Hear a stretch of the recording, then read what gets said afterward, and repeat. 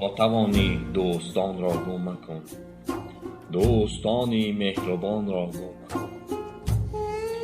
السلام علیکم و رحمت الله و برکاته.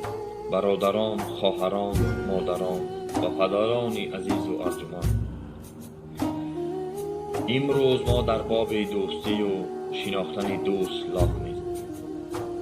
آره، دوست نزدیکترین، بهترین و ارزنده‌ترین کسی است که انسان را در زندگانی راه بلد است.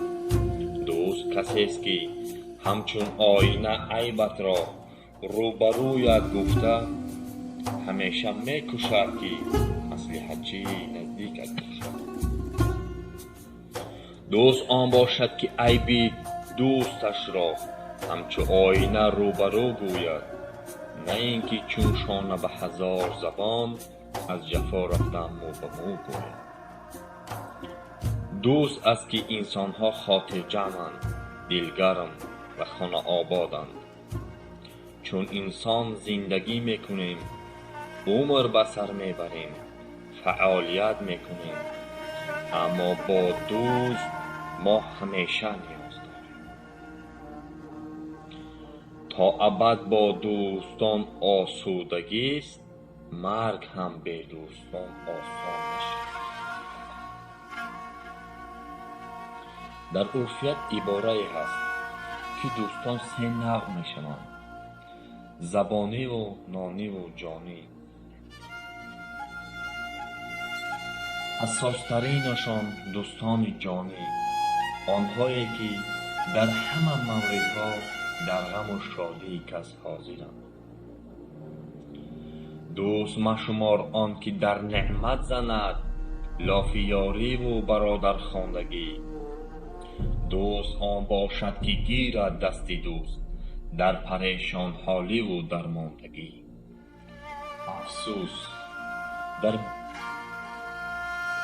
حیات ما خطا میکنیم در انتخاب دوست. از کسی پرسیدند دوست خوب است یا برادر؟ گفت برادر اگر دوست باشد.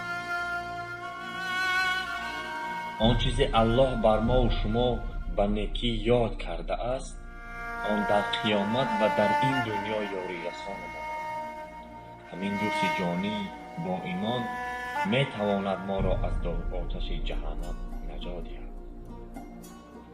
دوست حقیقی می کوشد که با شادی دوستش باز شادی ضم نماید تا دوستش دائما خرسند و خانه آباد باشد. همان دوستی با کس کن بلند که باشد با سختی تو را یار و دم. خلاصه دوستی رمزی بزرگ است که با بزرگان و صافدلان و با ایمانداران می‌پرورد. دوستی کاری هر بزدل نیست. پس بیایید عزیزان می‌کوشیم پی جمع‌آوری دوستان جانی. چنان حافظ بزرگوار بر ما و شما اشاره می‌کند: درختی دوستی بنشان که کام دل به بر آرد، نهال دشمنی برکن که رنج بشنود. باقی سربلند و خانه آباد باشد.